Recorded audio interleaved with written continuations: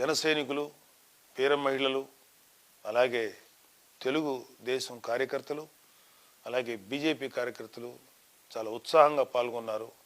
మరీ ముఖ్యంగా జన సైనికులైతే చెప్పనలవి కానటువంటి ఉత్సాహంతో, స్పిరిట్ తోటి చాలా హ్యాపీగా ఈ రోడ్ షోలో పాల్గొనడం జరిగింది.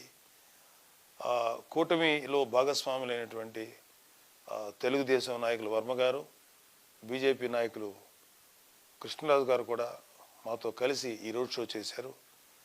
సో ఈ రోడ్ షో మా పవన్ కళ్యాణ్ గారి యొక్క ఆదేశాల మేరకు చేయటం జరిగింది. నిజంగా ఈ రోడ్ షో మాకు చాలా ఉత్సాహాన్ని, నమ్మకాన్ని మరీ పెంచింది.